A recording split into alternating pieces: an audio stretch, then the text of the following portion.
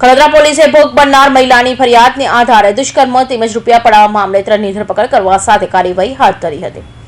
સુરતના ખટોદરા વિસ્તારમાં રહેતી મહિલાની મદદ કરવાના બહાને ઉદય નવસારીવાલા નામના ઈસમે પ્રેમજાળમાં ફસાવી દુષ્કર્મ તેમજ રૂપિયા પાડવા મામલે ફરિયાદ નોંધાઈ હતી। ઉદય નવસારીવાલા સહિત 7 લોકોએ મહિલા પાસેથી 1,39,00,000 રૂપિયા પણ પડાવી લીધા હોવાની ફરિયાદ નોંધાવતા ખડોદરા પોલીસે વિતરાગ ઉર્ફ બંટી મુકેશ શાહ, કેતુલ દલાલ અને સ્નેહલ દલાલ નામના 3 આરોપીઓને ઝડપી પાડ્યા હતા।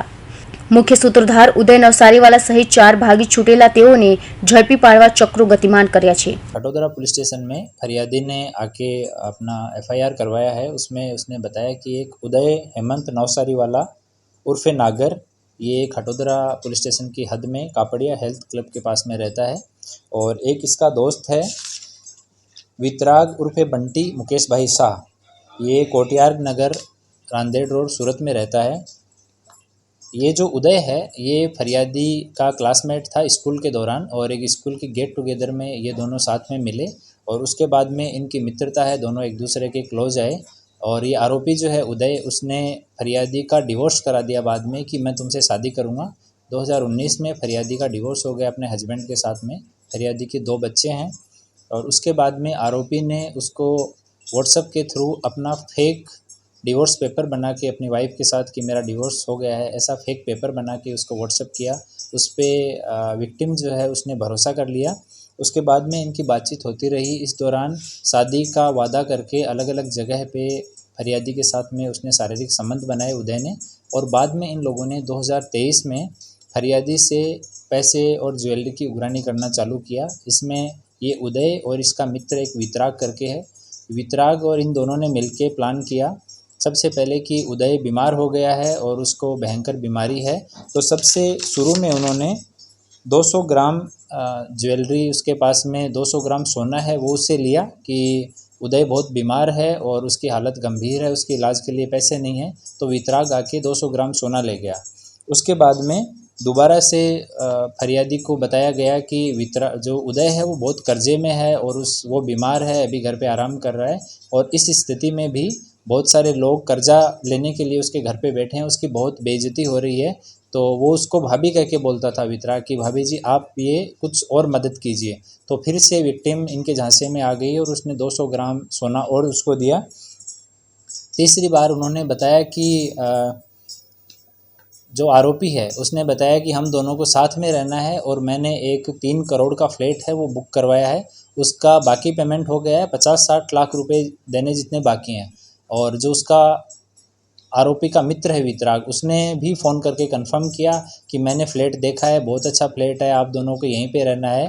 तो फरियादी फिर से उसकी बातों में आ गई और करीब 1 किलो सोना, उनके खुद का, उनके फादर का, उनकी मदर की जो ज्वेलरी थी वो सारी घर से निकाल के और वितराग को हैंडओवर कर दी।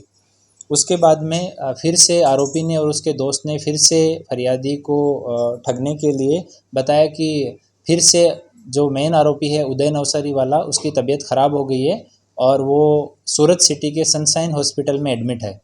और इसको प्रूव करने के लिए उन लोगों ने विक्टिम को कई बार कॉल्स किए, तो पीछे ICU की आवाज़ उन्होंने क्रिएट की किसी स्पीकर या ऐसे माध्यम से, और सनशाइन हॉस्पिटल के ICU के पेपर तैयार किए, फोर्स पेपर, वो उसको व्हाट्सअप किए। तो फरियादी को एकदम भरोसा हो गया कि वास्तव में उसकी तबीयत ख़राब है।